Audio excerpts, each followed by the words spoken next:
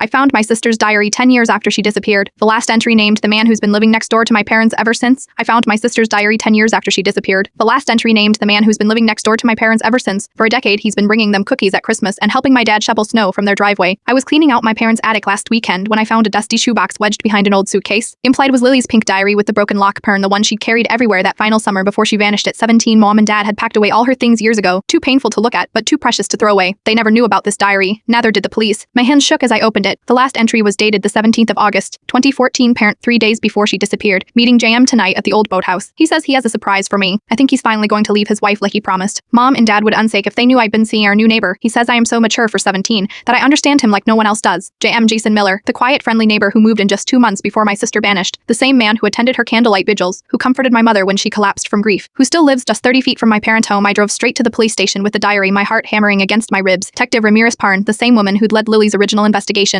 lured to read the entry 3 times, her face hardening. We need to be careful here, she said finally. We interviewed him extensively back then. No prior's rock-solid alibi for that night, but the diary changed everything. They brought Jason in for questioning that afternoon. By evening, he confessed. There was no affair, no grand romance, just a middle-aged man who couldn't handle rejection from a teenage girl who'd babies at his kids. He'd lured her to the boathouse, erupted when she laughed at his advances, then panicked after pushing her. Her body had been in Echo Lake all this time. Yesterday, they recovered Lily's remains from the exact spot he described. Last night, I sat with my parents as they held each other and sobbed. Parent grief fresh but different now. Closure brings its own kind of pain. This morning, I returned to the attic and placed the diary back in its shoebox beneath it. I found a sealed envelope in Lily's handwriting addressed to me. Open if anything happens. Inside was a single photo of us at the beach that last summer and a note. Opris, you'll never stop looking. Some monsters hide in plain sight. Some secrets wait years to be found. I kept my promise, Lily. I never stopped looking.